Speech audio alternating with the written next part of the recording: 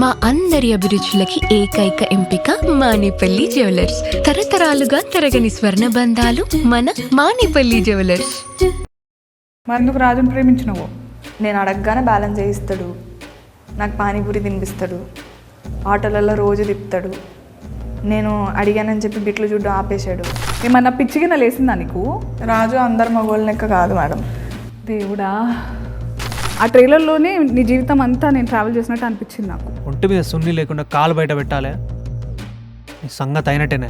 చాలా టాక్సిక్ రిలేషన్షిప్లో ఉన్నట్టు అనిపించింది నాకు. నువ్వు మన గురించి ఊరంతా టామ్ టామ్ అయిందంట. టాటో అయితే లవ్ చేయవానే?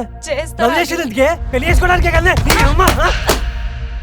ఏమనుకోరు అంటే ఒక మాట చెప్తా, ఇట్లనే కాళ్ళు ఒత్తుతారు, స్టార్టింగ్ పడ్డాక పీక నొక్కుతారు. మీ ఆయనతో మీరు ఎప్పుడు గొడవలు పడలేదా? ఇక్కడ టాపిక్ నాది కాదు. దెబ్బలలో కూడా ప్రేమ కనిపించింది. ఇదంతా సినిమాలలో బాగుంటుంది కానీ నిజంగా బాగుండదు. అదంతా ప్రేమిస్తే ఎట్లా నొప్పి ఇస్తారు నాకు అర్థం కాదు. చెప్పు. నొప్పిద్దామని అనుకోలేదు. నేను కొడితే కూడా నేను చంపితే కూడా ప్రేమ చూస్తున్నారని కదా నెత్తికెక్కుతారు వీళ్ళంతా. లేదు మేడం, మరి నేను కొడతా కదా రాజుని అదే ప్రేమతో. నువ్వు కూడా కొట్టినావా? ఇద్దరి మధ్యలో నలిగిపోయి నీ ఇష్టమేందో మర్చిపోయి బతుకుతున్నట్టు అనిపించింది. నీకంటూ ఒక ఇష్టం అనేది ఉండద్దా? నిజంగా నాకు ఇష్టం ఉంటుందా మేడం? నాకు ఉండాలనే అంటున్నా నేను. మీరు రాంబాయి ప్లేస్లో ఉంటే ఏం చేస్తారు మేడం? నేను కూడా మస్తు దెబ్బలు తిన్నా. సిటీలో నీలాంటి ముద్దుగుండే పిల్లల్ని, ఇంత పద్ధతిగా ఉండే వాళ్ళని మస్తు మంది చూస్తారు. అప్పుడు తప్పు వాళ్ళదవుతుందా నీదవుతుందా? అమ్మాయిని ఎప్పుడు వస్తువులాగే చూస్తున్నారు, అప్పుడు ఇప్పుడు ఎప్పుడు. కండ్లు ఏమన్నా కాకులు ఎత్తుకెళ్ళినాయా? చున్నీ వేసుకోకపోతే నువ్వు దూరం అవుతావా? బుర్రుందా? వాడు నా మంచి కోసం చెప్పిండు మేడం.